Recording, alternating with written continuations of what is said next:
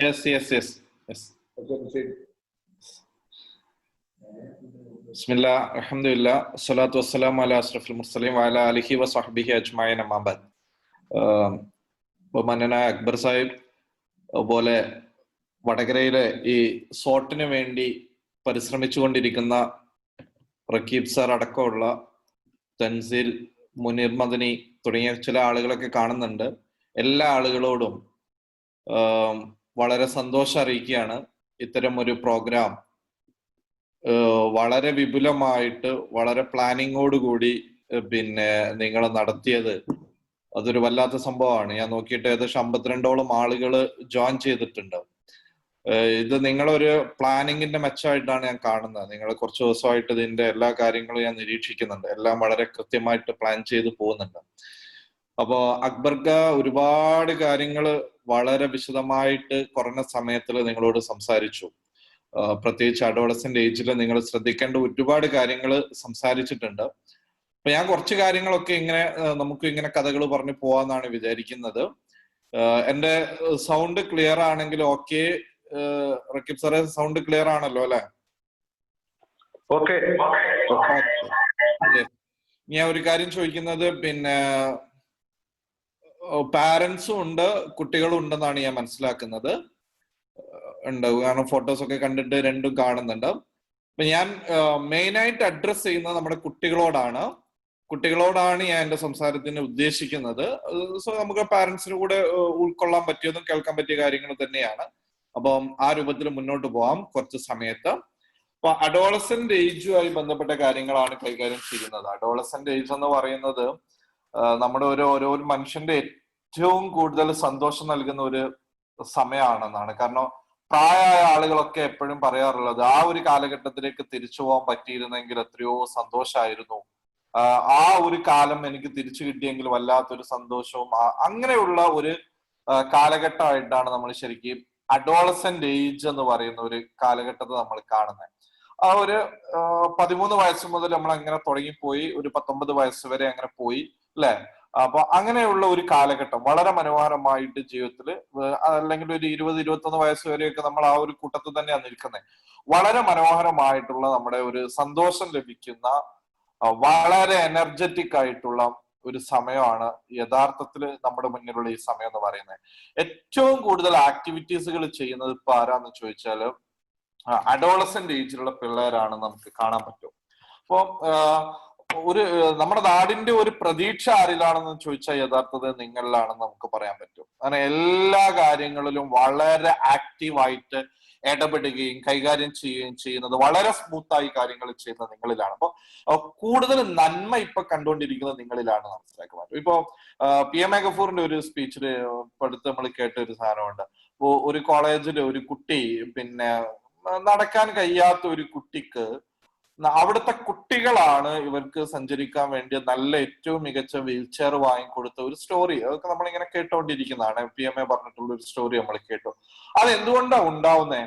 കുട്ടികളാണ് ചെയ്യുന്നത്. ഇപ്പൊ ഞാൻ ഈ ക്ലാസ് തുടങ്ങുന്നതിന് മുമ്പ് ജസ്റ്റ് ഫോൺ ഓൺ ചെയ്ത സമയത്ത് എന്റെ സ്കൂൾ ഗ്രൂപ്പിൽ വന്നിരിക്കുന്ന ഒരു കാര്യം, ഇപ്പൊ പഠിക്കാൻ ഓൺലൈൻ സിസ്റ്റത്തിലേക്ക് മാറിയ സമയത്ത് മൊബൈൽ ഫോണും ടിവിയും ഇല്ലാത്ത ഒരുപാട് കുട്ടികളുടെ ഒരു അവസ്ഥയുണ്ട്. അപ്പോ കുറെ ഫോണുകൾ നമ്മൾ എല്ലാ ആളുകളും ഇങ്ങനെ വാങ്ങി കൊടുക്കുമ്പോൾ ഇപ്പോൾ നൽകിയിരിക്കുന്ന ഒരു ഫോൺ എന്ന് പറഞ്ഞാൽ ഒരു 10-15,000 രൂപയുടെ വിലയുള്ള ഒരു ഫോൺ കൊടുത്തിരിക്കുന്നത് കഴിഞ്ഞ വർഷം പാസ് ഔട്ട് ആയി പോയിട്ടുള്ള കുട്ടികളുടെ ഒരു ബാച്ചാണ്.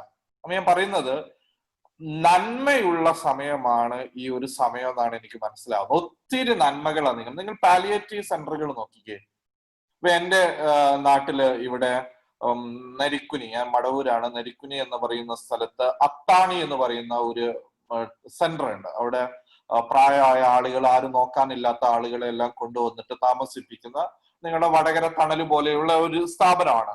അപ്പൊ ഇവിടെ ഇതിന്റെ കാര്യങ്ങൾ, അതിന്റെ പാലിയേറ്റീവുമായിട്ട് ബന്ധപ്പെട്ട പ്രവർത്തനങ്ങളും എല്ലാ കാര്യങ്ങളിലും ഏറ്റവും കൂടുതൽ സഹകരിക്കുന്നതും അതിന് ഫണ്ട് ഉണ്ടാക്കുന്നതും അതിന് വേണ്ട മറ്റു പ്രവർത്തനങ്ങൾ ഏർപ്പെടുന്നതും എല്ലാം നമ്മൾ നോക്കുന്ന സമയത്ത് കുട്ടികളെയാണ് കൂടുതൽ കാണാൻ പറ്റുന്നത്.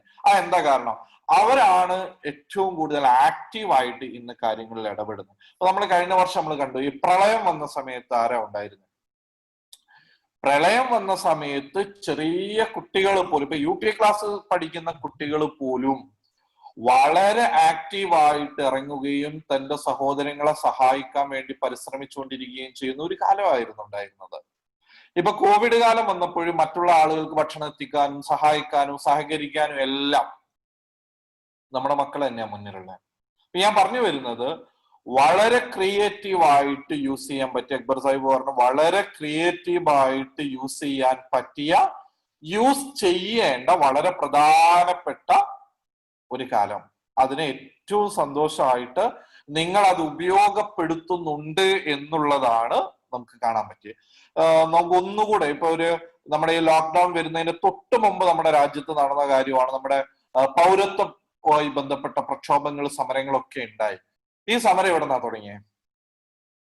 ഈ സമരങ്ങൾക്കും നേതൃത്വം നൽകിയത് നമുക്ക് യഥാർത്ഥത്തിൽ കാണാൻ പറ്റുന്നത്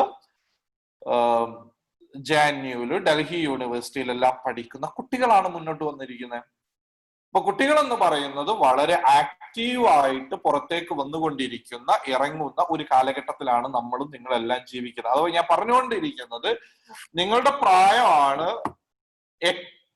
ഏറ്റവും മനോഹരമായിട്ട് ഇടപെടാൻ പറ്റിയ, ഏറ്റവും സന്തോഷമുള്ള, നിങ്ങൾക്ക് ആസ്വദിച്ച് ജീവിക്കാൻ പറ്റിയ ഒരു കാലഘട്ടം, പ്രൊഡക്റ്റീവായിട്ട് ചെയ്യാൻ പറ്റിയ, നേരത്തെ അക്ബർ സാഹിബ് പറഞ്ഞ ക്രിയേറ്റീവായിട്ട് ചിന്തിക്കാൻ പറ്റിയിട്ടുള്ള ഒരു കാലഘട്ടം ഇത് എന്നുള്ളതാണ്.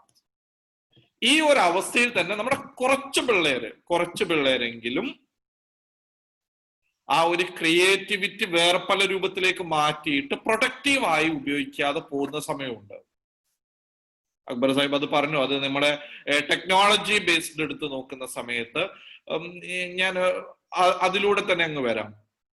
അപ്പൊ നമ്മുടെ മൊബൈൽ ഫോണും ടെക്നോളജിയും എല്ലാം ഒരുപാട് മാറി എന്ന് പറഞ്ഞാൽ നമ്മളൊക്കെ ചിന്തിക്കുന്നതിന്റെ അപ്പുറത്തേക്ക് ഇന്ന് ക്ലാസ് റൂമുകൾ പോലും മാറിക്കൊണ്ടിരിക്കുക, ടെക്നോളജി മാറിക്കൊണ്ടിരിക്കുക, അതിനെ കണ്ടുപിടുത്തങ്ങൾ മാറിക്കൊണ്ടിരിക്കുക, എല്ലാം ഒരു സ്വിച്ചിൽ നിയന്ത്രിക്കുന്ന രൂപത്തിലേക്ക് നമ്മൾ ഇന്ന് മാറിക്കൊണ്ടിരിക്കുകയാണ്, എല്ലാ രീതിയിലും മാറിക്കൊണ്ടിരിക്കുക. പക്ഷെ അവിടെ നമ്മുടെ മക്കൾ എവിടെയായിരിക്കുന്നത്? ചിലപ്പോ ഇങ്ങനെയൊക്കെ മാറിയിട്ടുണ്ടെങ്കിലും, ടെക്നോളജി വളർന്നിട്ടുണ്ടെങ്കിലും, നമ്മുടെ മക്കൾ പലപ്പോഴും കേവലം ചില കാര്യങ്ങളിൽ മാത്രം ഇങ്ങനെ കെട്ടിയിട്ട് പോകുന്ന ഒരവസ്ഥയുണ്ട്. അതിനപ്പുറത്തേക്കുള്ള ലോകത്തേക്ക് അത് എത്താൻ കഴിയാത്ത ഒരവസ്ഥ പലപ്പോഴും നമ്മുടെ മക്കളിലുണ്ട്. ഞാൻ അതിലേക്ക് പിന്നീട് വരാം. ഞാൻ സൂചിപ്പിക്കുന്നത്, ഈ ഒരു പ്രായം എന്ന് പറയുന്നത്, നമ്മുടെ ഈ പ്രായം എന്ന് പറയുന്നത് ഏറ്റവും മനോഹരമായിട്ട് നമുക്ക് ഉപയോഗപ്പെടുത്താൻ പറ്റിയ ഒരു പ്രായം. അതിനു വേണ്ടിയാണ് ഈ പറഞ്ഞ സ്കൂൾ ഓഫ് റൈറ്റ് തോട്ട്സ് നിങ്ങൾക്ക് ഒത്തിരി ട്രെയിനിങ്ങുകളും ക്ലാസ്സുകളും നൽകി നിങ്ങൾ ആ രൂപത്തിലേക്ക് കൊണ്ടുവരുന്നത് എന്നാണ് ഞാൻ മനസ്സിലാക്കുന്നത്. ഇവിടെ ഞാൻ ഒരു പ്രത്യേക ടോപ്പിക്കിലൂടെ ഒന്നും പോകുന്നില്ല, കുറച്ച് കാര്യങ്ങൾ ഇങ്ങനെ സംസാരിക്കാം. നമ്മൾ ഈ ഒരു ഏജില്, നമ്മുടെ കൗമാര കാലഘട്ടത്തിൽ പ്രധാനമായിട്ട് നമ്മുടെയൊക്കെ വീടുകളിൽ നടക്കുന്ന ചില കാര്യങ്ങളിലൂടെ ഇങ്ങനെ പോവാന്ന് ഞാൻ ഉദ്ദേശിക്കുന്ന കാര്യങ്ങൾ പറയാം. ഒന്ന്, നമുക്ക് നമ്മുടെ ഈ ഒരു പ്രായത്തിലാണ് നമ്മുടെ ഇമോഷൻസിന്, നമ്മുടെ വികാരത്തെ നമുക്ക് പലപ്പോഴും കൺട്രോൾ ചെയ്യാൻ പറ്റുന്നില്ല എന്നുള്ളത്. നമ്മുടെ വികാരങ്ങളെ കൺട്രോൾ ചെയ്യാൻ പറ്റുന്നില്ല. ഏത് വീട്ടിലെടുത്ത് നോക്കുമ്പോഴും ദേഷ്യപ്പെടുന്ന മക്കളുണ്ട്, യെസ് ഓർ നോ? ഒത്തിരി പിള്ളേരുണ്ടാവും. സങ്കടപ്പെടുന്ന, വാശി കാണിക്കുന്ന ഒരുപാട് ആളുകൾ നമ്മുടെ ചുറ്റുപാടുകളിലുണ്ട്. ഈ പറയുന്നത്, ഈ വികാരങ്ങളെ നമുക്ക് കൺട്രോൾ ചെയ്യാൻ നമുക്ക് പഠിക്കണം. വികാരങ്ങളെ കൺട്രോൾ ചെയ്യാൻ പറ്റണം. വികാരങ്ങൾ പറയുമ്പോൾ, ഇമോഷൻസ് പറയുമ്പോൾ, അത് പോസിറ്റീവും ഉണ്ട് നെഗറ്റീവും ഉണ്ട്. പോസിറ്റീവ് ഇമോഷൻസിലാണ് സന്തോഷം വരുന്നത്, സ്നേഹം വരുന്നത്, അല്ലെ? സന്തോഷം,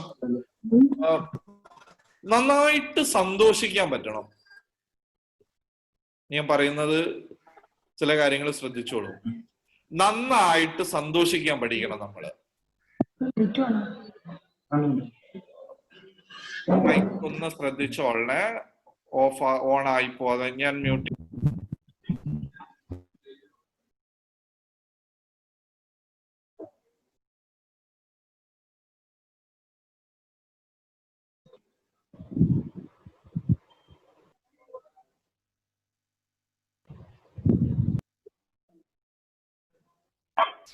അഫ്സൽ സാറിന്റെ മൈക്ക് ഓഫ് ആണ്.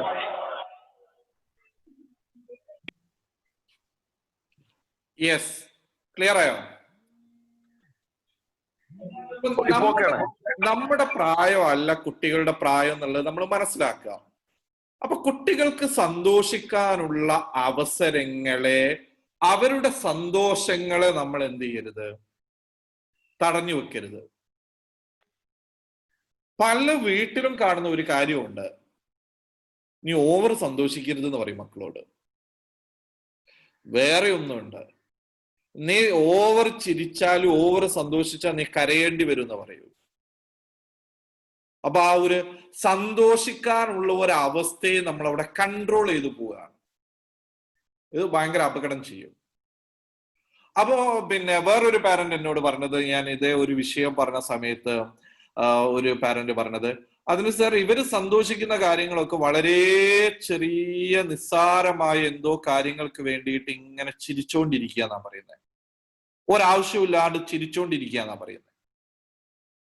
ആരെ ഈ കാര്യം നിസ്സാരമാണോ ഗൗരവമാണോ എന്ന് തീരുമാനം എടുക്കുന്നേ? 50 55 പ്രായമുള്ള നമ്മളോ? അപ്പൊ നമുക്കൊരു പക്ഷേ നിസ്സാരമായിരിക്കും,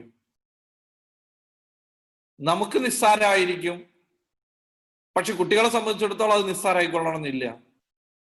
അപ്പൊ നമ്മൾ ശ്രദ്ധിക്കേണ്ടത് ഇവരുടെ പോസിറ്റീവ് ഇമോഷൻസിനെ പ്രകടിപ്പിക്കാനുള്ള ഒരു അവസരം നമ്മൾ കൊടുക്കുക എന്നുള്ളതാണ്.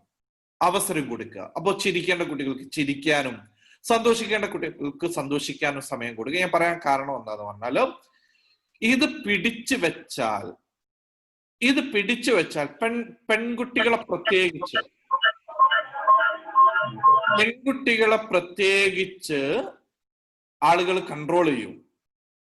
നീ പെൺകുട്ടിയെ ഇങ്ങനെ ചിരിക്കരുതെന്ന് പറയും, നീ പെൺകുട്ടിയെ ഇങ്ങനെ സന്തോഷിക്കരുതെന്ന് പറയും. അപ്പൊ ഈ ഒരു വേർതിരിവുണ്ടാക്കി നമ്മൾ ഇങ്ങനെ കൺട്രോൾ ചെയ്ത് പോകുമ്പോൾ ആ ഇമോഷൻസിനെ കുട്ടികൾ അവിടെ അടക്കി പിടിച്ചു വെക്കുമ്പോൾ ജീവിതത്തിൽ ഏത് സന്തോഷം വരുമ്പോൾ അവർക്ക് പിന്നെ ഒന്ന് ഹാപ്പി ആവാൻ പറ്റാതെ പോകും. കാരണം അവരുടെ മനസ്സിലൊരു മെസ്സേജ് കൊടുത്തു, നീ ചിരിക്കരുത്, നീ സന്തോഷിക്കരുത്, നീ ഇങ്ങനെ ജീവിക്കേണ്ട ഒരു വ്യക്തിയാണ്, ഓവറായിട്ട് പോവേണ്ടതല്ല. കുട്ടികളുടെ മനസ്സിലേക്ക് അതൊരു വലിയ ബ്ലോക്ക് ഉണ്ടാക്കും. ഇതിനേക്കാൾ കൂടുതൽ നമുക്ക് പ്രയാസം ഉണ്ടാക്കുന്നത് നമ്മുടെ നെഗറ്റീവ് ഇമോഷൻസിനെയാണ്. നെഗറ്റീവ് ഇമോഷൻസ് നമുക്ക് നന്നായിട്ട് അറിയാം. കുട്ടികളുടെ ദേഷ്യമുണ്ട്, വാശി കാണിക്കും, സങ്കടം കാണിക്കും, വേറെ ഒരുപാട് പക, എല്ലാ കാര്യങ്ങളും ഉണ്ട്. കുറ്റബോധമുണ്ട് ചില കുട്ടികൾക്ക്. ഞാൻ അതിലേക്കൊക്കെ വരാം, ഒന്ന് രണ്ട് മിനിറ്റ് കൊണ്ട് പറഞ്ഞു പോവാം. വളരെ ശ്രദ്ധിക്കേണ്ട ഒരു കാര്യം, എൻ്റെ പാരന്റ്സ് കൂടെ ശ്രദ്ധിക്കേണ്ടത്, ദേഷ്യം വന്നാൽ ദേഷ്യം പ്രകടിപ്പിക്കാൻ പറ്റണം.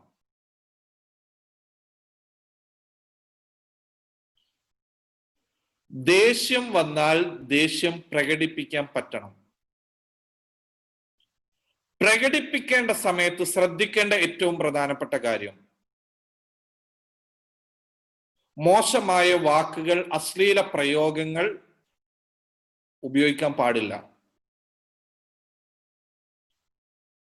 അശ്ലീലത പറയരുത്, മോശമായ വാക്കുകൾ പറയരുത്.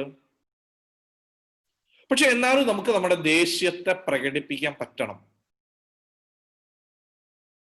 ഇത് പ്രകടിപ്പിച്ചിട്ടില്ലെങ്കിലും അപകടമാണ്. ദേഷ്യം നമ്മൾ തിരെ പ്രകടിപ്പിക്കുന്നില്ല എന്ന് വിചാരിക്കുക, നമ്മൾ മനസ്സിൽ ഇങ്ങനെ അടക്കി ഒതുക്കി ഇങ്ങനെ കൊണ്ടു നടക്കാന്ന് വിചാരിച്ചു. അങ്ങനെ കൊണ്ടു നടന്നാൽ ഇത് വേറെ എവിടെയെങ്കിലും കൊണ്ടുപോയിട്ട് ഇത് പ്രകടിപ്പിക്കും. ഒരു കാര്യം കൂടെ പറയാം, നമ്മുടെ മക്കളെ കുറിച്ച് നമുക്ക് വളരെ വളരെ പലപ്പോഴും കിട്ടുന്ന ഒരു പരാതിയാണ്, കുട്ടികൾ സ്കൂളിൽ എത്തിക്കഴിഞ്ഞാൽ ഭയങ്കര ദേഷ്യക്കാരാണ്, വാശിക്കാരാണ്, പ്രശ്നം ഉണ്ടാക്കുന്നു. പ്രധാന റീസൺ എന്താണെന്നറിയോ? ഇവര് സ്കൂളിലേക്ക് കൊണ്ടുപോകുന്നത് ദേഷ്യവും പകയും വിദ്വേഷവും എല്ലാം അവരുടെ ബാഗിലുള്ള ബുക്കിന് പകരം. അഥവാ വീട്ടിൽ നിന്ന് പ്രകടിപ്പിക്കാൻ പറ്റാത്തത് മുഴുവൻ ബാഗിലിട്ട് കൊണ്ടുപോയിട്ട് സ്കൂളിൽ എത്തിയിട്ട് പുറത്തേക്ക് കൊടുക്കുക. അപ്പൊ അവരുമായിട്ട് സമാന മനസ്കരായിട്ടുള്ള കുറെ പിള്ളേരുണ്ടാവും. അപ്പൊ അവരോടൊപ്പം കളിച്ച് അതങ്ങോട്ട് പ്രകടിപ്പിക്കും. വീട്ടിൽ അതിന് സ്വാതന്ത്ര്യം ഉണ്ടാവണം. മക്കളെ, നിങ്ങളോട് എനിക്ക് പറയാനുള്ള ഒരു കാര്യം, നമ്മൾ ദേഷ്യം പിടിക്കുന്ന സമയത്തും ശ്രദ്ധിക്കേണ്ട വളരെ പ്രധാനപ്പെട്ട കാര്യങ്ങളുണ്ട്. ഒന്ന്, ദേഷ്യം എന്ന് പറയുന്നത് ഒരു പരിധി വരെ നെഗറ്റീവ് ഇമോഷൻ ആണ് എന്നുള്ള ബോധം ഉണ്ടാവണം. അത് നെഗറ്റീവാണ്. കൺട്രോൾ ചെയ്യാൻ പറ്റുന്നതിന്റെ പരമാവധി നമുക്ക് കൺട്രോൾ ചെയ്യാൻ പറ്റണം. റസൂൽ സല്ലല്ലാഹു അലൈഹി വസല്ലം പറഞ്ഞ പോലെ ഇരിക്കുകയാണെങ്കിൽ എഴുന്നേറ്റ് നിൽക്കുക, പിന്നെ എഴുന്നേറ്റ് നിൽക്കുകയാണെങ്കിൽ ഇരിക്കുകയാണെങ്കിൽ കിടക്കുക, വെള്ളം കുടിക്കുക, ഇങ്ങനെയുള്ള ഒത്തിരി മെത്തേഡ്സുകളുണ്ട്. പക്ഷെ അതിലൊന്നും അല്ല, ഞാൻ അതിനപ്പുറത്തേക്ക് കുട്ടികളോട് പറയാനുള്ള കാര്യം, നമ്മൾ ദേഷ്യം പിടിച്ചാൽ സംഭവിക്കുന്നത് വീടിന്റെ മനസ്സമാധാനമാണ് നഷ്ടപ്പെട്ടു പോകുന്നത്. ഹാർമണി നഷ്ടപ്പെടും. Destroy the harmony of our house. നമ്മുടെ വീടിന്റെ ഒരു സമാധാനവും സന്തോഷവും ഉണ്ടടാ മക്കളെ. അതെങ്ങനെയാ നഷ്ടപ്പെടുന്നത്? അത് നഷ്ടപ്പെടുന്നത് നമ്മുടെ ദേഷ്യം കാരണം. ഞാനിപ്പോ ഒരുപാട് ഈ ഒരു ലോക്ക്ഡൌൺ തുടങ്ങിയതിനു ശേഷം ഒരുപാട് പാരന്റിങ് ക്ലാസ്സുകൾ, പാരന്റ്സ് ട്രെയിനിങ്ങുകളുമായിട്ട് മുന്നോട്ട് പോകാം. ഇവിടെയൊക്കെ പല പാരന്റ്സും പറയുന്ന ഒരു ഇഷ്യൂ എന്ന് പറയുന്നത്, കുട്ടികളുടെ ദേഷ്യം കാരണം, ദേഷ്യം പിടിക്കുന്നതുകൊണ്ട് വീട്ടിലുണ്ടാവുന്ന മറ്റു അപകടങ്ങളെ കുറിച്ചും ബുദ്ധിമുട്ടുകളെ കുറിച്ചുമാണ്. അപ്പൊ നമ്മുടെ വീടിന്റെ സമാധാനത്തെയാണ് നഷ്ടപ്പെട്ട് കളയുന്നത് എന്നുള്ളത് നമ്മൾ വളരെ ഗൗരവമായിട്ട് ആലോചിക്കുക.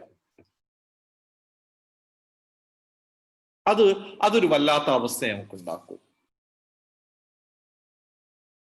അപ്പൊ നമ്മളോട് തന്നെ ചോദിക്കുക, എങ്ങനെ നമുക്ക് നമ്മുടെ ദേഷ്യത്തെ കൺട്രോൾ ചെയ്യാം?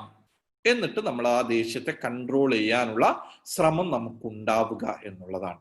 മാന്യമായ രൂപത്തിലൊക്കെ ചിലപ്പോൾ നമുക്ക് ഒരു ദേഷ്യം പിടിച്ച്, അതൊക്കെ സ്വാഭാവികമാണ്. പക്ഷെ നമ്മൾ സെൽഫ് കൺട്രോളിലേക്ക് കൊണ്ടുവരണം എന്നുള്ള. കാരണം നമ്മൾ ഈ അഡോളസന്റ് ഏജിൽ ഒത്തിരി ഇങ്ങനെ ദേഷ്യം പിടിക്കുമ്പോൾ ഉണ്ടാവുന്ന പ്രശ്നങ്ങൾ വല്ലാത്തതാണ്, ബുദ്ധിമുട്ട്.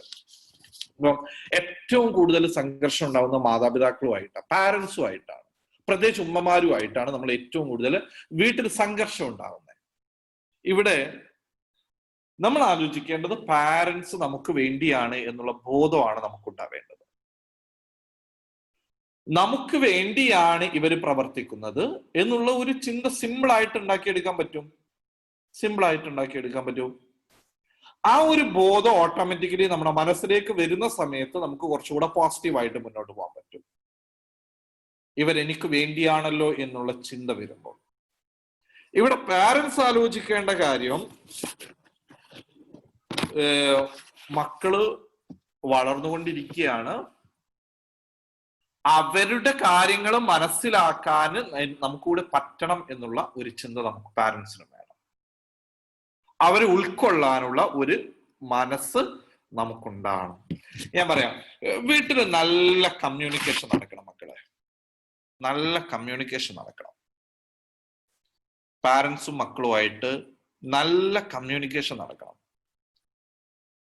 പല വീട്ടിലും നടക്കുന്ന കാര്യം എന്താ പറയുക, പാരന്റ്സ് ഒരു മാനേജറായിട്ടാണ് നിൽക്കുക. അപ്പൊ ആ മാനേജറെ പോലെയാണ് പാരന്റ്സ് പെരുമാറുക. അവരിങ്ങനെ ഒരുപാട് ഓർഡറുകൾ കൊടുക്കുകയും ചെയ്യുക. ആ ഇന്ന സമയത്തിനുള്ളിൽ സബ്മിറ്റ് ചെയ്യേണ്ട ഉത്തരവാദിത്തമാണ് പലപ്പോഴും കുട്ടികൾക്കുള്ളത്. നമുക്ക് പല വീടെടുത്ത് നോക്കി, അവിടെ മാനേജറുടെ റോളിലാണ് പാരന്റ്സ് ഇരിക്കുന്നത്.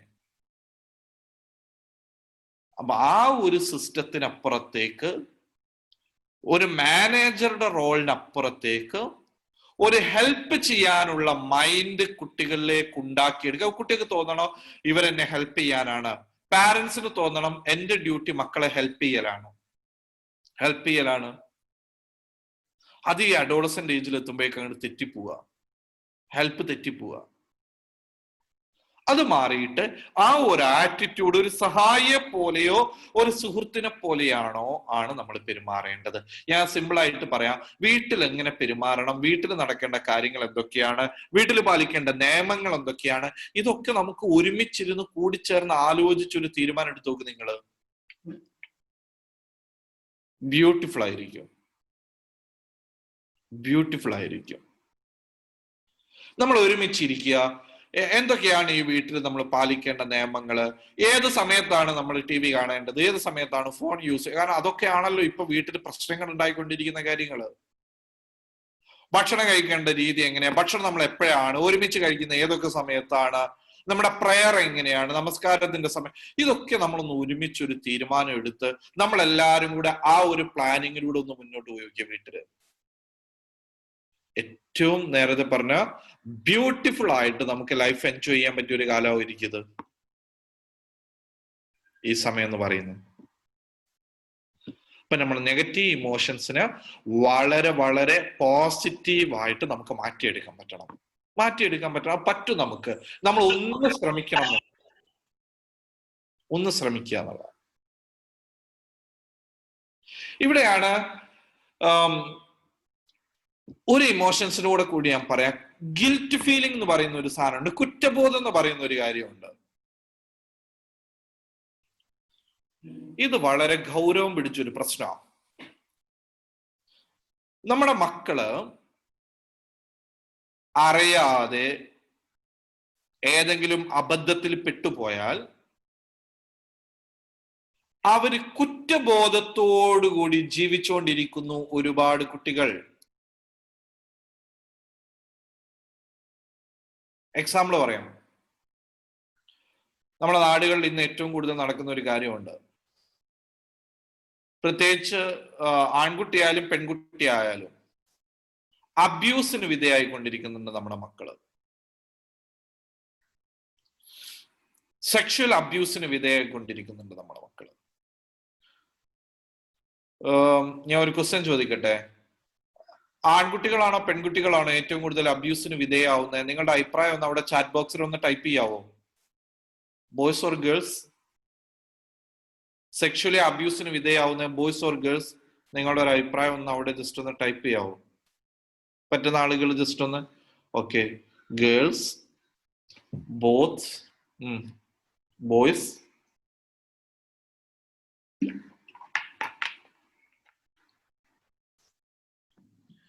Okay, girls, boys, boys. Okay, boys എല്ലാ ഉത്തരവും വരുന്നുണ്ട്. ഓക്കെ, നമ്മുടെ കണക്കുകൾ പറയുന്നത് ഏറ്റവും കൂടുതൽ അബ്യൂസിന് വിധേയമായിക്കൊണ്ടിരിക്കുന്നത് ബോയ്സ് ആണെന്നാണ്. ബോയ്സ് ആണ് ഏറ്റവും കൂടുതൽ അബ്യൂസിന് വിധേയമായിക്കൊണ്ടിരിക്കുന്നതെന്നാണ് കണക്കുകൾ പറഞ്ഞുകൊണ്ടിരിക്കുന്നത്. ആൺകുട്ടികൾ പ്രത്യേകം ശ്രദ്ധിക്കണം. എന്റെ ഒരു കാരണം എന്താണെന്നറിയാം, നമ്മൾ പെൺകുട്ടികളെ നന്നായിട്ട് ശ്രദ്ധിക്കും, ആൺകുട്ടികളെ പലപ്പോഴും അത്ര ശ്രദ്ധിക്കുകയില്ല. ആൺകുട്ടികൾ രാത്രി എത്ര വൈകി വീട്ടിലേക്ക് വന്നാലും ആർക്കും ഒരു പ്രശ്നവുമില്ല. ഇന്നലെ കേട്ട വന്ന ഒരു കേസ് ഞാൻ പറയാം. 7ാം ക്ലാസ്സിലും 5ാം ക്ലാസ്സിലും പഠിക്കുന്ന 2 ആൺകുട്ടികൾ തമ്മിൽ ഉണ്ടായ ചില സെക്ഷൽ ഇഷ്യൂസുമായിട്ട് ബന്ധപ്പെട്ട്. അപ്പൊ ആൺകുട്ടികളാണ് ഇതിൽ ഏറ്റവും കൂടുതൽ പെട്ടുപോകുന്നത്. എനിക്ക് വേറൊരു ക്വസ്റ്റ്യൻ ഉണ്ട്, എവിടെ നിന്നാണ് നമ്മുടെ മക്കൾ ഏറ്റവും കൂടുതൽ അബ്യൂസിന് വിധേയാവുന്നതെന്ന് അറിയാതെ നിങ്ങൾക്ക്? എവിടെ വെച്ചാണ് നമ്മുടെ മക്കൾ ഏറ്റവും കൂടുതൽ അബ്യൂസിന് വിധേയാവുന്നത്? സ്കൂളാണോ, ബസ്സാണോ, അങ്ങാടികളാണോ, ഷോപ്പിംഗ് മാളാണോ, വീടാണോ? എന്തെങ്കിലും അങ്ങനെ എന്തെങ്കിലും ഒരു അഭിപ്രായം ഉണ്ടോ നിങ്ങൾക്ക്? അബ്യൂസ് എവിടുന്ന് ഏറ്റവും കൂടുതൽ നടക്കുന്നത് എന്നുള്ളതിനെ കുറിച്ച് ജസ്റ്റ് ആരെങ്കിലും 1-2 സ്കൂൾ എന്ന് ഒരു ആൻസർ വന്നിട്ടുണ്ട്. Selva Rakeeb, okay, very good. വേറെ ഏതെങ്കിലും? അല്ല, ഒരു ആൻസറേ വന്നിട്ടുള്ളൂ. ഓക്കെ, ഇവിടെ നമ്മൾ ശ്രദ്ധിക്കേണ്ട ഒരു കാര്യമുള്ളത്, ഏറ്റവും കൂടുതൽ ബസ് എന്ന് വന്നിട്ടുണ്ട്, പ്ലേ ഗ്രൗണ്ട് എന്ന് വന്നിട്ടുണ്ട്. Okay, very good. യെസ്, ഞാൻ ഒരു ആൻസർ പറയട്ടെ, നിങ്ങൾക്ക് വിഷമം ഉണ്ടാവരുത്, ഞാൻ ഒരു ആൻസർ പറയാം. ഏറ്റവും കൂടുതൽ സെക്ഷൽ അബ്യൂസിന് വിധേയമായിക്കൊണ്ടിരിക്കുന്നത് സ്വന്തം വീടുകളിൽ വെച്ചാണ്. ഹോസ്റ്റലൊക്കെ അവിടെ നിൽക്കട്ടെ. ഏറ്റവും കൂടുതൽ അബ്യൂസിന് വിധേയമായിക്കൊണ്ടിരിക്കുന്നത് സ്വന്തം വീടുകളും ബന്ധുവീടുകളുമാണ്. ഈ ഒരു അബ്യൂസ് തന്നെ ഒരുപാട് സമയം പറയാനുള്ളതാണ്, ഞാൻ ആ ടോപ്പിക്കിലേക്ക് ഒന്നും പോകുന്നില്ല. സ്വന്തം വീടുകളും ബന്ധുവീടുകളിലും നിന്നുമാണ് ഏറ്റവും കൂടുതൽ അബ്യൂസിന് വിധേയായിക്കൊണ്ടിരിക്കുന്നത്. ശ്രദ്ധിക്കേണ്ട കാര്യം ഇത്രയേ ഉള്ളൂ, എന്റെ പാരന്റ്സ് നന്നായിട്ടൊന്ന് ശ്രദ്ധിക്കണം. നമ്മുടെ കസിൻസ് എന്ന് പറഞ്ഞുകൊണ്ടിരിക്കുന്ന ഒരു വിഭാഗമുണ്ട് നമ്മുടെ ചുറ്റുപാടുകളിൽ. അവരാണ് പലപ്പോഴും നമ്മുടെ കുട്ടികളെ മിസ്യൂസ് ചെയ്തുകൊണ്ടിരിക്കുന്നത്. ആൺകുട്ടിയാവട്ടെ പെൺകുട്ടിയാവട്ടെ, ആൺകുട്ടിയാവട്ടെ പെൺകുട്ടിയാവട്ടെ. ആൺകുട്ടികൾക്ക് നിങ്ങൾ പറഞ്ഞ പോലെ ഹോസ്റ്റൽ ഉണ്ട്, പിന്നെ പള്ളി ദർസ് പഠിക്കുന്നവരുണ്ട്, വേറെ പല സ്ഥാപനങ്ങളിൽ നിൽക്കുന്ന ആളുകളുണ്ട്, അവിടെ നിന്നൊക്കെ സംഭവിക്കും. പക്ഷെ നമ്മുടെ പെൺകുട്ടികൾ നോക്കിക്കേ, ഏറ്റവും കൂടുതൽ അവർ അപകടത്തിൽപ്പെടുന്നത് ഇങ്ങനെ നമ്മുടെ സ്വന്തം വീടുകളിലും ബന്ധുകളിലുമാണ്. ഓക്കെ, ഞാൻ ആ ടോപ്പിക്കിലേക്കല്ല പോകുന്നത്. അതിന്റെ കാരണമോ അതെങ്ങനെ പരിഹരിക്കാം എന്നുള്ള ഒന്നും അല്ല പോകുന്നത്. ഞാൻ പറയുന്ന ഒരു കാര്യം ഇത്രയേ ഉള്ളൂ, ഇങ്ങനെ അപകടത്തിൽപ്പെടുന്ന കുട്ടികളിൽ ഉണ്ടാവുന്ന ഒരു ഇമോഷൻസ് ആണ് ഗിൽറ്റ് ഫീലിംഗ് എന്ന് പറയുന്നത്, കുറ്റബോധത്തോടു കൂടി ജീവിക്കുക എന്ന് പറയുന്നത്. വല്ലാത്ത കുറ്റബോധമാണ് ഇത്തരം കുട്ടികളിൽ ഉണ്ടാവുന്നത്. ഞാനൊരു തെറ്റ് ചെയ്തു പോയല്ലോ എന്നുള്ള കുറ്റബോധമാണ് ഉണ്ടാവുന്നത്. അത് എവിടം വരെ എത്തുന്നുണ്ടെന്ന് അറിയോ? ചിലപ്പോൾ ഈ ഗിൽറ്റ് ഫീലിംഗ് കല്യാണം കഴിക്കാൻ പോലും സമ്മതിക്കാത്ത രൂപത്തിലേക്ക് കുട്ടികൾ മാറുന്നുണ്ട്. അപ്പൊ ഇവിടെ ശ്രദ്ധിക്കേണ്ടത്, എനിക്കെന്റെ കുട്ടികളോട് പറയാനുള്ള കാര്യം, മക്കളെ, കുറ്റബോധം ഉണ്ടാവേണ്ടത് കുറ്റം ചെയ്തവർക്കാണ്. കുറ്റബോധം ഉണ്ടാവേണ്ടത് കുറ്റം ചെയ്തവർക്കാണ്. അവിടെ കുറ്റബോധം അല്ല, കുറ്റബോധത്തിനപ്പുറത്തേക്ക് നമ്മൾ നേരത്തെ പറഞ്ഞ തൗബ ഇസ്തിഗ്ഫാർ രൂപത്തിലേക്ക് മാറലാണ്. പക്ഷെ നമ്മളെ മക്കൾ എന്താ ചെയ്യുന്നേ? ആരെങ്കിലും നമ്മെ മിസ്യൂസ് ചെയ്താൽ പോലും അവർ ഈ കുറ്റബോധത്തിലൂടെ ജീവിച്ചുകൊണ്ടിരിക്കുകയാണ്. അതല്ല വേണ്ടത്.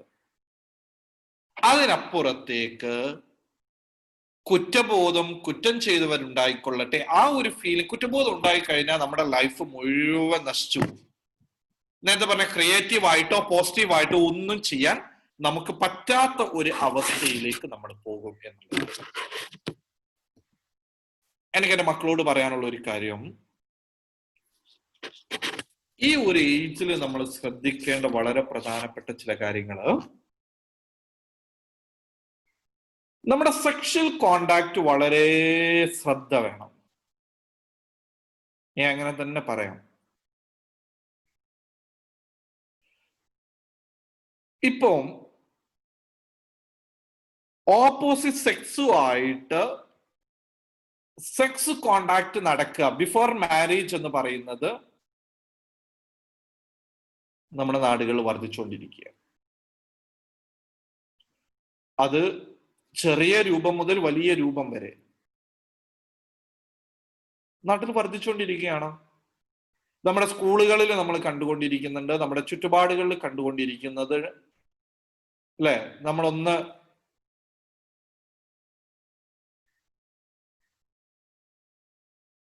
ഈ രൂപത്തിൽ സെക്ഷലായിട്ട് നമ്മൾ കൺട്രോൾ ചെയ്യാതെ മറ്റുള്ളവരുമായിട്ട് ആക്ടിവിറ്റീസിൽ ഏർപ്പെടുന്നത് നമ്മുടെ നാട്ടിൽ വർദ്ധിച്ചുകൊണ്ടിരിക്കുന്നുണ്ട്. നമ്മുടെ ലൈഫാണ് നശിച്ചു പോവുക എന്നുള്ള ബോധം നമുക്കുണ്ടാവണം. ഞാൻ കുറ്റപ്പെടുത്തുന്നില്ല, നമ്മുടെ മുസ്ലിം സഹോദരിമാരും സഹോദരന്മാരും അതിൽ അത്യാവശ്യം നന്നായിട്ട് മുൻപന്തിയിൽ തന്നെ ഉണ്ട് എന്നുള്ളതാണ് വർത്തമാന ക്യാമ്പസുകൾ കാണുമ്പോൾ നമുക്ക് മനസ്സിലാവുന്നത്. കുറ്റപ്പെടുത്തുകയല്ല, ഒത്തിരി നല്ല കുട്ടികളുണ്ട്, ഒരുപാട് നല്ല ദീനി ആക്ടിവിറ്റീസ് ചെയ്തുകൊണ്ടിരിക്കുന്ന നല്ല കുട്ടികളുണ്ട്. പക്ഷെ കുറച്ച് ആളുകളെങ്കിലും ഇത്തരം ആക്ടിവിറ്റീസിലേക്ക് പോകുന്നുണ്ട്. നമ്മുടെ പ്രായത്തിൽ സംഭവിക്കുന്ന ചില സംഭവങ്ങളാണ്, പക്ഷെ അതിന്റെ പരിധി എവിടെ എന്നുള്ളത് നമുക്ക് തിരിച്ചറിയാൻ പറ്റണം. എങ്ങനെയാണ് നമ്മൾ ഓപ്പോസിറ്റ് സെക്സിനോട് നല്ല റിലേഷൻഷിപ്പ് സ്ഥാപിക്കാന്ന് നമ്മൾ പഠിക്കണം മക്കളെ. എന്റെ മുമ്പിൽ ഇരിക്കുന്ന ആൺകുട്ടികളോട് പറയാനുള്ള ഒരു കാര്യം എന്താണെന്നറിയോ? നിങ്ങൾ പെൺകുട്ടികളെ റെസ്പെക്ട് ചെയ്ത് പഠിക്കണം.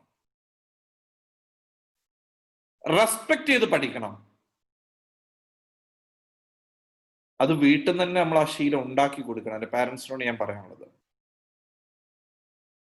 പെൺകുട്ടികളെ റെസ്പെക്ട് ചെയ്ത് ശീലം ഉണ്ടാവുന്ന ഒരു ആൺകുട്ടി പുറത്തേക്ക് ഇറങ്ങിയിട്ട് വേറെ ഏതെങ്കിലും ഒരു പെൺകൊച്ചിനോട് മോശമായിട്ട് ബിഹേവ് ചെയ്യൂല.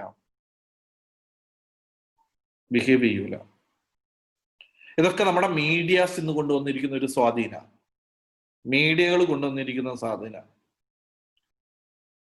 3 വേർഡ്സ് ഞാൻ നിങ്ങളോട് പറയാം, 3 കാര്യങ്ങൾ പറയാം. നമ്മളിപ്പോ ഏറ്റവും കൂടുതൽ കണ്ടുകൊണ്ടിരിക്കുന്ന 3 കാര്യങ്ങൾ: speed, sex, horror. Speed, sex, horror. ഇത് 3ആണ് നമ്മൾ ഇന്ന് കണ്ടുകൊണ്ടിരിക്കുന്നത്. നിങ്ങൾ കളിച്ചുകൊണ്ടിരിക്കുന്ന മുഴുവൻ ആക്ടിവിറ്റീസും ഗെയിമുകളും സ്പീഡാണ്. എത്ര പെട്ടെന്ന് മറ്റുള്ളവനെ തോൽപ്പിക്കുക എന്നുള്ളതാണ്. സ്പീഡാണ്. ഗെയിമിലേക്ക് നമുക്ക് വരാം. സ്പീഡാണ്. വേറെ ഒന്ന് സെക്സ് ആണ്. ഏത് സീരിയൽ എടുത്താലും സിനിമ എടുത്താലും വേറെ എന്ത് നിങ്ങൾ കാണുകയാണെങ്കിലും അതിലെല്ലാം ഉള്ളത് സെക്സ് ആണ് ഇന്ന് നമ്മൾ കണ്ടുകൊണ്ടിരിക്കുന്നത്. സെക്സ് ആണ്. മൂന്നാമത്തേത് ഹൊററാണ്. വെടിവെപ്പാണ്, കൊല്ലലാണ്, കത്തിക്കുത്താണ്, ഹൊററാണ്. ഈ 3 സാധനം നമ്മുടെ ബ്രെയിനിലേക്ക് അങ്ങ് കയറിപ്പോവും. ഈ 3 സാധനം ബ്രെയിനിലേക്ക് കയറിപ്പോകുമ്പോ സംഭവിക്കുന്നത്, പിന്നെ നമ്മൾ പുറത്തേക്ക് വരിക ഈ സാധനങ്ങളാ വരിക. എന്റെ പാരന്റ്സ് ശ്രദ്ധിക്കണേ, വളരെ ഗൗരവമായിട്ട് ഒരു കാര്യം പറയട്ടെ. എനിക്ക് കൂടുതൽ വിശദീകരിക്കാൻ സമയമില്ല. ഒരു UKG അല്ലെങ്കിൽ ഒരു LP ക്ലാസ്സുകളൊക്കെ കഴിയുന്നതോടുകൂടി ഏറ്റവും ചുരുങ്ങിയത് നമ്മുടെ കുട്ടികൾ 5000-ഓ 6000-ത്തിലധികമോ ക്രൈമുകൾ കണ്ടുകൊണ്ടിരിക്കുന്നു എന്നാ. എവിടുന്നാ കണ്ടുകൊണ്ടിരിക്കുന്നത്? നമ്മുടെ ഫോണിൽ നിന്ന്, നമ്മുടെ TV-ന്ന്. അവര് കണ്ടുകൊണ്ടിരിക്കുന്ന ക്രൈമുകളിൽ മുഴുവൻ സ്പീഡും സെക്സും ഹൊററും ഉണ്ട്. ഈ സ്പീഡും സെക്സും ഹൊററും നമ്മുടെ മക്കളുടെ മനസ്സിൽ അങ്ങ് കയറിപ്പോയാൽ പിന്നെ അവർ ആക്ട് ചെയ്യുക, നമ്മുടെ ഈ അഡോളസന്റ് ഏജിൽ എത്തുന്ന സമയത്ത് അവർ ആക്ട് ചെയ്യുക ഈ ആക്ടിവിറ്റീസ് ആണ്. സ്പീഡും സെക്സും ഹൊററും ആണ്. അപ്പോഴാണ് 20 വയസ്സുകാരന് 21 വയസ്സുകാരൻ കൊലപാതകത്തിൽ പ്രതിയാവുന്നത്. ഞാൻ വെറുതെ പറയല്ല. ഈ ഒരു ലോക്ക്ഡൌൺ കാലഘട്ടത്തിലാണ് നമ്മുടെ കോട്ടയത്ത് താഴത്തങ്ങാടി എന്ന് പറയുന്ന സ്ഥലത്ത് ഒരു ചെറുപ്പക്കാരൻ, മുസ്ലിം ചെറുപ്പക്കാരൻ, ഒരു വീട്ടില് അതിക്രമിച്ച് കയറി ആ സ്ത്രീയെ കൊലപ്പെടുത്തി. എനിക്ക് തോന്നുന്നു ഇന്നലെ ഏറ്റവും അവരുടെ ഹസ്ബൻഡ് മരിച്ചു എന്ന് തോന്നുന്നുണ്ട്. മൃഗീയമായി കൊലപ്പെടുത്തി. മോഷണശ്രമോ. അവരുടെ ഫാദർ പറഞ്ഞ ഒരു കാര്യമുണ്ട്, ഈ മോൻ ചെറുപ്പം മുതലേ അല്ലെങ്കിൽ കുറച്ചു കാലമായിട്ട് മൊബൈൽ ഫോണിന് അഡിക്റ്റ് ആണ്. അവൻ കളിച്ചുകൊണ്ടിരിക്കുന്നത് ഒരുപാട് അനാവശ്യമായ ഗെയിമുകളാണ്. ക്രൈമിലേക്ക് എത്തി. ഞാൻ ഒന്നുകൂടെ പറയാം. സ്പീഡ്, സെക്സ്, ഹൊററിന്റെ ഒരു അപകടം നമ്മുടെ നാട്ടിൽ നടന്ന കാര്യം പറയാം. ഒരു 6 മാസം മുമ്പ് നമ്മുടെ കടലുണ്ടി, നിങ്ങൾക്ക് എല്ലാവർക്കും പരിചയം ഉണ്ടാവും. കടലുണ്ടി പാലത്തിന്റെ മുകളിൽ നിന്ന് 4 പയ്യന്മാര്, നമ്മുടെ അഡോളസന്റ് ഏജിലുള്ള 4 പയ്യന്മാർ ഒരു കാര്യം ചെയ്തു. അവര് ടിക്ടോക്കിൽ ലൈവ് ഇട്ടുകൊണ്ട് പാലത്തിന്റെ മുകളിൽ നിന്ന് താഴോട്ട് ചാടി. സാധാരണ ബുദ്ധിയുള്ള, നോർമലി ചിന്തിക്കുന്ന ആരെങ്കിലും ചെയ്യോ? എന്റെ മുന്നിൽ ഇരിക്കുന്ന ആരെങ്കിലും ചെയ്യോ? ചെയ്യാൻ സാധ്യതയില്ല. എന്തുകൊണ്ടാണ് ചെയ്യുന്നതെന്ന് അറിയോ? സ്പീഡും സെക്സും ഹൊററിനും അഡിക്റ്റ് ആയിപ്പോയി. ഈ അഡിക്റ്റ് ആവുമ്പോഴാണ് നമുക്ക് ഇങ്ങനെ സാഹസികമായിട്ട് എന്തെങ്കിലുമൊക്കെ ചെയ്യാന്നുള്ള ഒരു ചിന്ത വരുന്നത്, ഇത്തരം അപകടത്തിലേക്ക് പോയിപ്പെടുന്നതും. നമ്മുടെ ഈ അഡോളസന്റ് ഏജില് ഏറ്റവും കൂടുതൽ നമ്മൾ കൺട്രോൾ ചെയ്യേണ്ട കാര്യമാണത്. ഇത് നമ്മുടെ ബ്രെയിനിലേക്ക് അങ്ങ് കയറും, പിന്നെ നമുക്ക് കൺട്രോൾ ചെയ്യാൻ പറ്റില്ല. അതുകൊണ്ടാണ് കുഞ്ഞു മക്കൾക്കൊന്നും ഫോൺ കൊടുക്കരുത് എന്നൊക്കെ നമ്മൾ നിരന്തരം ചെറിയ മക്കളുടെ പാരന്റ്സ് ക്ലാസ്സിൽ നിരന്തരം പറഞ്ഞുകൊണ്ടിരിക്കുന്നത്. അപ്പൊ ഈ ഒരു സാഹസിക ആക്ടിവിറ്റീസിലേക്കും എല്ലാം നമ്മൾ പോകുന്നത് സ്പീഡ്, സെക്സ്, ഹൊറർ ഇതിന് അഡിക്റ്റ് ആയതുകൊണ്ടാണ്. ഇതിന് അഡിക്റ്റ് ആകുമ്പോഴാണ് നമ്മൾ ലൈംഗികപരമായിട്ട് മോശകരമായ കാര്യങ്ങളിലേക്ക് പോകുന്നത്. മക്കൾ ശ്രദ്ധിക്കണേ എന്നുള്ളതാണ് സൂചിപ്പിക്കാനുള്ളത്. നമുക്ക് കൂടുതൽ അതൊന്നും വിശദീകരിക്കാനുള്ള സമയമില്ല. ചെറിയ ചെറിയ ഹിൻസുകൾ തരാം. ഈ പ്രായത്തിൽ നമ്മൾ ഏറ്റവും കൂടുതൽ ശ്രദ്ധിക്കേണ്ട ഒരു കാര്യം നമ്മുടെ റിലേഷൻഷിപ്പുമായി ബന്ധപ്പെട്ട കാര്യമാണ്. റിലേഷൻഷിപ്പ്, നമുക്ക് ഒത്തിരി റിലേഷൻഷിപ്പുകൾ ഉണ്ട്. അതിൽ ഏറ്റവും പ്രധാനപ്പെട്ട റിലേഷൻഷിപ്പ് നമ്മുടെ ഫ്രണ്ട്ഷിപ്പാണ്. ഫ്രണ്ട്ഷിപ്പ് നമ്മൾ എപ്പോഴും ഏറ്റവും ആത്മാർത്ഥമായ ഫ്രണ്ട്ഷിപ്പ് ഉണ്ടാവണം, ബെസ്റ്റ് ഫ്രണ്ട്സ് ഉണ്ടാവണം, ഏറ്റവും നല്ല മനോഹരമായ ഫ്രണ്ട്ഷിപ്പ് ഉണ്ടാവണം, ഏറ്റവും നല്ല സെലക്ഷൻ ആവണം. അത് നിർബന്ധമാണ്. ഈ പ്രായത്തിൽ ഫ്രണ്ട്ഷിപ്പ് നിർബന്ധമാണ്. ചില പാരന്റ്സ് ഉണ്ട് ആരോട് കൂട്ടുകൂടരുത് എന്ന് പറയും. പക്ഷെ ഫ്രണ്ട്ഷിപ്പ് ഗുഡ്, നല്ലതാണ്. അതിന്റെ ലിമിറ്റ് നിങ്ങൾക്കറിയാം എവിടെ എങ്ങനെ എന്നുള്ളതിനെ കുറിച്ച്. ഫ്രണ്ട്ഷിപ്പ് ഇമ്പോർട്ടൻ്റ് ആണ്. വേറെ ചില റിലേഷൻഷിപ്പ് ഉണ്ട്, വിശദീകരിക്കാൻ സമയമില്ല. ഞാൻ എന്റെ ചില സൂചനകൾ പറയാം. നമ്മൾ ഇന്ന് ചില കാണുന്ന റിലേഷൻഷിപ്പ് നമ്മുടെ സ്കൂളുകളിലൊക്കെ ഞാൻ നേരത്തെ അതിന്റെ ഒരു ചെറിയ സൂചന നൽകി. ഓപ്പോസിറ്റ് സെക്സിലുള്ള ആളോട് നമുക്ക് ലെസ്റ്റ് എന്ന് പറയുന്ന റിലേഷൻഷിപ്പ് ഉണ്ട്. Lust, LUST. ലെസ്റ്റ് എന്ന് പറയുന്ന ആ റിലേഷൻഷിപ്പിൽ സെക്സ് മാത്രമുള്ള, സെക്സ് മാത്രം, സ്കൂളിലായാലും കോളേജായാലും പുറത്തായാലും അത്തരം റിലേഷൻഷിപ്പ് ഉണ്ട്.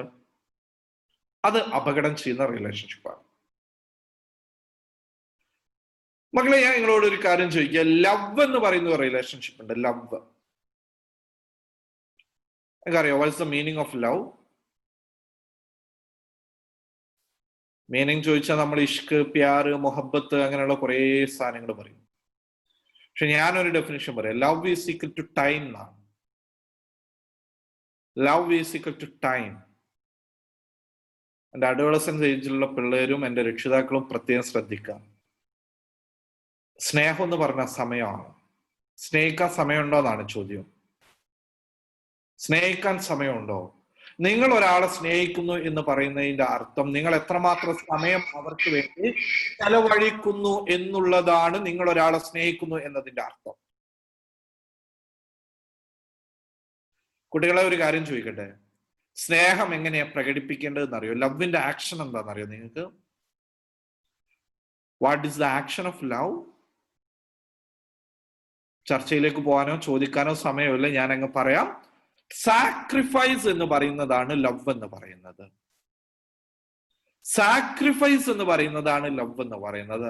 ത്യാഗം എന്ന് പറയുന്നതാണ് ലവ് എന്ന് പറയുന്നത്.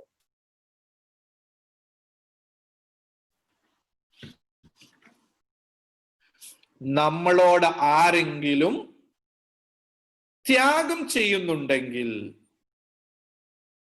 അവർക്ക് നമ്മളോട് സ്നേഹമുണ്ട്. ഞാൻ എൻ്റെ മക്കളോട് പറയുക, 5 രൂപയുടെ ഐസ്ക്രീമിന്റെ സാക്രിഫൈസ് അല്ലേ പെട്ടെന്ന് ചാറ്റ് ചെയ്യുന്നതിന്റെ ഇടയിൽ നെറ്റ് തീർന്നു പോകുമ്പോ റീചാർജ് ചെയ്ത് തരുന്ന സാക്രിഫൈസ് അല്ല കേട്ടോ. വല്ലപ്പോഴും ചെറിയ ചെറിയ ഗിഫ്റ്റ് വാങ്ങി തരുന്ന സാക്രിഫൈസ് അല്ല കേട്ടോ. അതിനപ്പുറത്തേക്കുള്ള ചില സാക്രിഫൈസ് ഉണ്ട്. അത് ആരാണ് നിങ്ങളോട് ചെയ്തിട്ടുള്ളത്? അവർക്കാണ് നിങ്ങളോട് റിയൽ ലവ് എന്ന് പറയുന്നത് ഉള്ളത്. അതാരാ ചെയ്തതെന്ന് പോകുമ്പോഴാണ് നമ്മുടെ പാരന്റ്സ് ആണ് നമുക്ക് വേണ്ടി സാക്രിഫൈസ് ചെയ്തത് എന്ന് നമുക്ക് മനസ്സിലാവുന്നത്. നമ്മുടെ പാരന്റ്സ് നമുക്ക് വേണ്ടി ഒത്തിരി സാക്രിഫൈസ് ചെയ്തിട്ടുണ്ട്. ആ സാക്രിഫൈസ് തിരിച്ചു കൊടുക്കാൻ നമുക്ക് പറ്റുന്നുണ്ടോ എന്നതാണ് ഏറ്റവും പ്രധാനപ്പെട്ട ചോദ്യം. പ്രത്യേകിച്ച് അഡോളസന്റ് ഏജില്. അഡോളസന്റ് ഏജിൽ നമുക്ക് സാക്രിഫൈസ് തിരിച്ചു കൊടുക്കാൻ പറ്റുന്നുണ്ടോ? നമുക്ക് ലവ് തിരിച്ചു കൊടുക്കാൻ പറ്റുന്നുണ്ടോ? എന്റെ പ്രിയപ്പെട്ട മക്കളോട് ഞാൻ ഒരു കാര്യം പറയട്ടെ. വാപ്പായും ഉമ്മായും മരിച്ചിട്ടേ ഇങ്ങനെ കട്ടിലേൽ ഇങ്ങനെ കിടത്തും, വെള്ളപ്പുതപ്പൊക്കെ മൂടിയിട്ട്, അല്ലേ? ആ സമയത്ത് കരയാനുള്ളതല്ല മക്കളെ സ്നേഹം എന്ന് പറയുന്നത്. ആ സമയത്ത് പ്രകടിപ്പിക്കാനുള്ളതല്ല മക്കളെ സാക്രിഫൈസ് എന്ന് പറയുന്നത്. ആ സമയത്ത് സങ്കടപ്പെടാനുള്ളതല്ല മക്കളെ സാക്രിഫൈസ് എന്ന് പറയുന്നത്. ലവ് എന്ന് പറയുന്നത്, സാക്രിഫൈസ് എന്ന് പറയുന്നത് ജീവിച്ചിരിക്കുന്ന സമയത്ത് അവർക്ക് എന്തെങ്കിലും കൊടുക്കാനുള്ളതാണ്. അത് ഈ സമയത്ത് നമുക്ക് പറ്റുന്നുണ്ടോ എന്നതാണ് എൻ്റെ ചോദ്യം. അത് ഏറ്റവും കൂടുതൽ ചെയ്യേണ്ട കാര്യമാണ് ഈ അഡോളസെന്റ് ഏജ് എന്ന് പറയുന്നത്. കൊടുക്കുക, സ്നേഹിക്കാനുള്ളത് മുഴുവൻ സ്നേഹിക്കുക. എനിക്ക് ഇപ്പോഴും ഓർമ്മയുണ്ട്, ഞാൻ ഒരു സ്കൂളിൽ ക്ലാസ് എടുക്കാൻ പോയിട്ട് അവിടുന്ന് ഒരു മോള് ഒരു ഫീഡ്ബാക്ക് പറയുന്ന സമയത്ത് പറഞ്ഞത്, എന്തിനാണ് നമുക്ക് മറ്റുള്ള ഒത്തിരി ആളുകളെ സ്നേഹിച്ചുകൊണ്ട് നടക്കുന്നത്, നമ്മുടെ ഉപ്പാനെയും ഉമ്മാനെയും നമ്മുടെ വീട്ടിലുള്ള ബ്രദർ സിസ്റ്റർ ഇവരൊക്കെ ഒന്നങ്ങ് സ്നേഹിച്ചു നോക്കി, എന്തൊരു സന്തോഷമായിരിക്കും ആ ലൈഫ് എന്നാണ്. മക്കളെ, അവിടേക്കാ നമ്മൾ വരണ്ടേ, അവിടേക്കാ നമ്മൾ വരണ്ടേ. അതാണ് റിയൽ ലവ് എന്ന് പറയുന്നത്. Real love. നമ്മൾ ചിലപ്പോ സ്കൂൾ ഇട്ടിട്ട് ഇപ്പോഴൊക്കെ അതിന്റെ സമയമാണ്, സ്കൂള് വിട്ട് വെള്ളിയാഴ്ച സ്കൂള് വിട്ട് തിങ്കളാഴ്ച കാണാൻ പോകുന്ന ആൾക്ക് ഞായറാഴ്ച രാവിലെ ആകുമ്പോഴേക്ക് ചിലപ്പോ ചില പിള്ളേര് മെസ്സേജ് അയക്കും, മിസ് യു, അല്ലെ, മിസ് യു. ഭയങ്കര മിസ്സിംഗ് ആ. ഇവിടെ വാപ്പ 2-3 വർഷമായിട്ട് ഗൾഫിൽ ഇങ്ങനെ കഷ്ടപ്പെട്ട് പണിയെടുക്കുന്നുണ്ടാവും. വാപ്പാനെ നല്ലോണം ഒന്ന് കണ്ടിട്ട് ഒരുപാട് കാലമായിട്ടുണ്ടാവും. വാപ്പാക്കൊരു മിസ് യു ഇതുവരെ നമ്മൾ പറഞ്ഞിട്ടുണ്ടാവില്ല. മക്കളെ ആലോചിക്കുക, ലവ് ആലോചിക്കുക. സമയമില്ലാത്തത് കൊണ്ട് കൂടുതലേക്ക് പോകുന്നില്ല. ഓരോ ടോപ്പിക്കും ഞാൻ ഏകദേശം 1 മണിക്കൂർ നേരം എടുത്ത് ക്ലാസ് എടുക്കുന്ന, പക്ഷെ നമ്മൾ ചില സൂചനകൾ നൽകിക്കൊണ്ട് പോകുന്നു മാത്രം. ആലോചിക്കുക മക്കളെ. ഈ പ്രായത്തിൽ നമ്മൾ ശ്രദ്ധിക്കേണ്ട ഏറ്റവും പ്രധാനപ്പെട്ട, ഞാൻ നേരത്തെ സൂചിപ്പിച്ചു, നമ്മൾ കെട്ടിക്കുടുങ്ങി കിടക്കുന്ന സൈബർ എന്ന് പറയുന്ന ലോകം വളരെ വളരെ വളരെ അപകടം പിടിച്ചതാണ്. സൈബർ എന്ന് പറയുന്ന ലോകം അപകടം പിടിച്ചതാണ്. അശ്ലീലത കാണുന്ന ഒരു ലോകം വളർന്നു വരികയാണ്. ഒരു കാലത്ത് ഇത് ആൺകുട്ടികളിൽ മാത്രമായിരുന്നു കണ്ടതെങ്കിൽ, എനിക്ക് ഏറ്റവും ലേറ്റസ്റ്റ് ആയിട്ട് വന്നിരിക്കുന്ന ഒരു കേസിലുള്ളത് 7ാം ക്ലാസ് മുതൽ അനാവശ്യ വീഡിയോകൾക്ക് അഡിക്റ്റ് ആയി ഇപ്പോൾ +2 ക്ലാസ് പഠിക്കുന്ന ഒരു കൊച്ചിന്റെ കാര്യമാണ്. അശ്ലീലതക്ക് പുറകെ പോകുന്നത്, അശ്ലീലതക്ക് പുറകെ. മാറ്റിയേ പറ്റൂ മക്കളെ, മാറ്റിയേ പറ്റൂ. നമ്മുടെ ഫ്യൂച്ചർ, അക്ബർക്ക് നേരത്തെ പറഞ്ഞില്ലേടാ, നമ്മുടെ ഫ്യൂച്ചറാ നഷ്ടപ്പെടുക. നമുക്ക് തോന്നുന്നു ഇതൊക്കെ ഇപ്പൊ ഉപയോഗിച്ച് എന്തുവാ കുഴപ്പമൊന്നാണ്. ഫ്യൂച്ചർ നഷ്ടപ്പെടും. ക്രിയേറ്റീവായിട്ട് ചിന്തിക്കാൻ പറ്റിയ, പ്രൊഡക്റ്റീവായിട്ട് വരുന്ന ഒരു ഫ്യൂച്ചറിനെയാണ് നമ്മൾ ഈ സൈബർ ലോകത്ത് നമ്മൾ നശിപ്പിച്ച് കളയുന്നത്.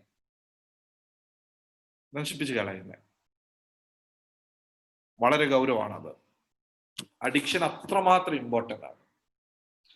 ഗെയിം അഡിക്ഷനാ, പബ്ജിക്ക് അഡിക്റ്റ് ആണ്. പബ്ജി കളിക്കാത്ത പിള്ളേരില്ല ഇന്ന്, ആൺപിള്ളേരായാലും പെൺപിള്ളേരായാലും. എങ്ങനെ മറ്റുള്ളവനെ വെടിവെച്ച് തോൽപ്പിക്കാന്നാണ് ചിന്ത.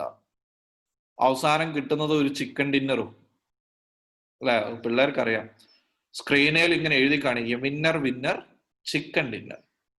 ആ ചിക്കൻ ഡിന്നർ കിട്ടാൻ വേണ്ടിയിട്ടാണ് ഈ കഷ്ടപ്പെട്ട് കളിക്കുന്നത്. മക്കളെ, ഞാൻ ഒരു കാര്യം പറഞ്ഞോട്ടെ. മനയാന്ത പത്രത്തിൽ വന്നൊരു വാർത്ത പറയാം. 66 കുട്ടികൾ ഈ 2 മാസത്തിനിടയിൽ സൂയിസൈഡ് ചെയ്തു.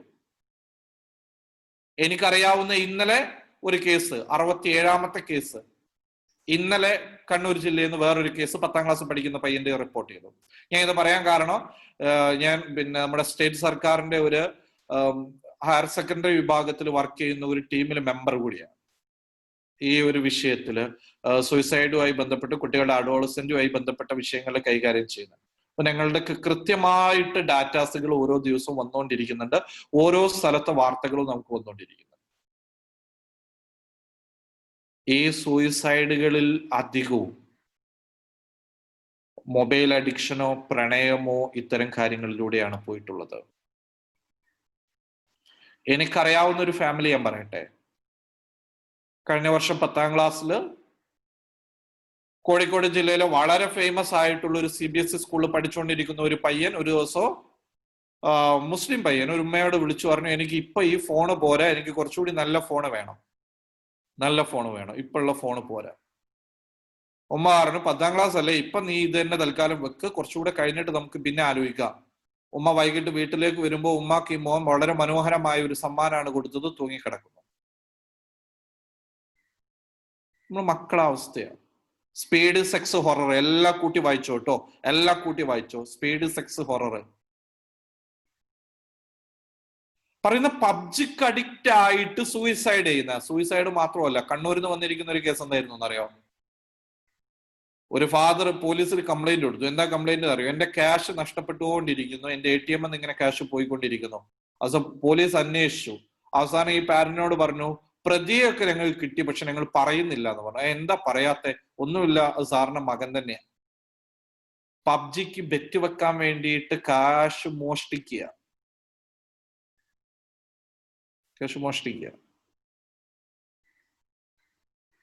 ഒരുപാട് കേസുകൾ എണ്ണം പറയാൻ, ഇതുമായി ബന്ധപ്പെട്ട് ഇപ്പൊ നമുക്ക് വന്നുകൊണ്ടിരിക്കുന്ന കേസുകളുടെ എണ്ണമാണ് പറയുന്നത്.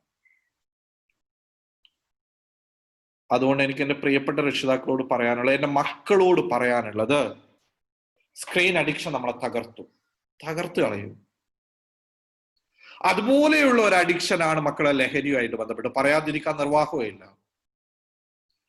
ലഹരിക്ക് അഡിക്റ്റ് ആയിക്കൊണ്ടിരിക്കുന്ന ആൺകുട്ടികളുടെയും പെൺകുട്ടികളുടെയും വാർത്തകൾ.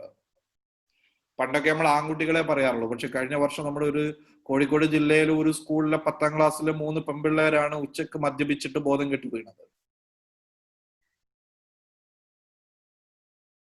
നമ്മുടെ കൗമും ഉണ്ട് കേട്ടോ, ഒരു സംശയമില്ല. മദ്യപിച്ചുകൊണ്ടിരിക്കുന്ന പെൺപിള്ളേരുടെ എണ്ണം കൂടുക. നശിച്ചു. കഞ്ചാവാണ് പല പിള്ളേരിലും. മക്കളെ തകർന്നു പോകും. ഇതൊക്കെ ഓരോന്ന് പറയുമ്പോഴും എൻ്റെ മുന്നിൽ ഒത്തിരി ഉദാഹരണങ്ങളും ഓരോരോ മുഖങ്ങളും ഉണ്ട്. എന്തോരം നല്ല ഫാമിലിയിൽ ജീവിക്കുന്ന മക്കൾ, നല്ല ഫാമിലിയിൽ വാപ്പാരും ഉമ്മാരും ഒക്കെ വളരെ ഈമാനോടുകൂടി ജീവിക്കുന്ന ഫാമിലിയിലുള്ള ചില മക്കള്, നമ്മളൊക്കെ സംഘടനാ പ്രവർത്തകർ എന്നൊക്കെ വേണേ പറയാൻ പറ്റിയ ചില ആളുകളുടെ മക്കള് ഈ അഡോളസന്റ് ഏജിൽ മക്കളെ ഇത്തരം ആക്ടിവിറ്റീസിലേക്ക് പോകുന്നുണ്ട്. ശ്രദ്ധിക്കാം. ഓൺലൈനിൽ എനിക്ക് എന്റെ പെൺപിള്ളേരോട് ഒരൊറ്റ കാര്യം കൂടി പറയാനുണ്ട്. ഓൺലൈനിൽ ഏർപ്പെടുന്ന പെൺകുട്ടികളോട് എനിക്ക് ഒരൊറ്റ കാര്യം കൂടെ പറയാനുണ്ട്. സെക്സ്റ്റിംഗ് എന്ന് പറയുന്ന ഒരു കാര്യമുണ്ട്. സെക്സ്റ്റിംഗ്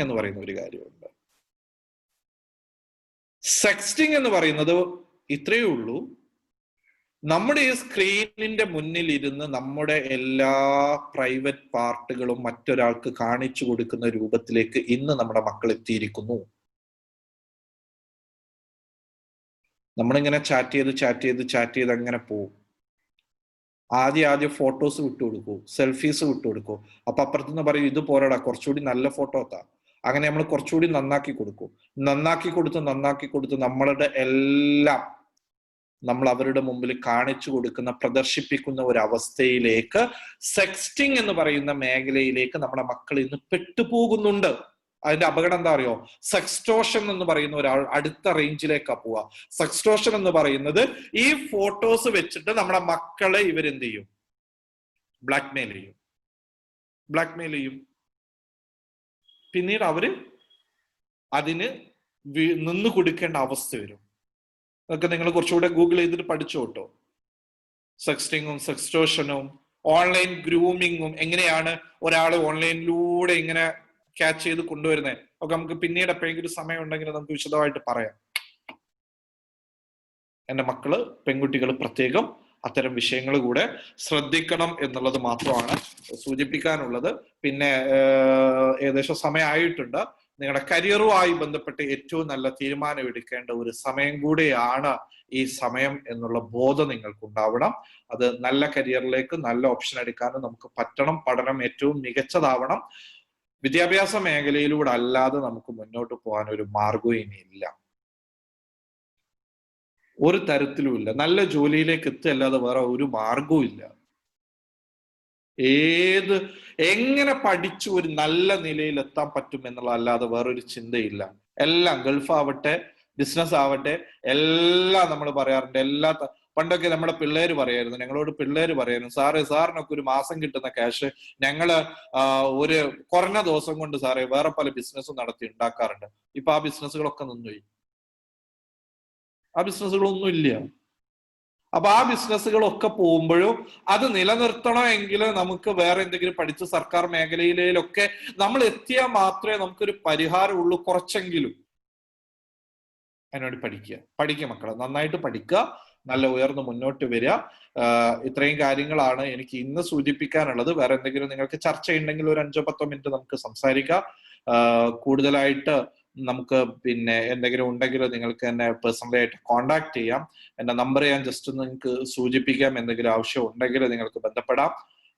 9447673083 എന്നുള്ളതാണ് എന്റെ നമ്പർ.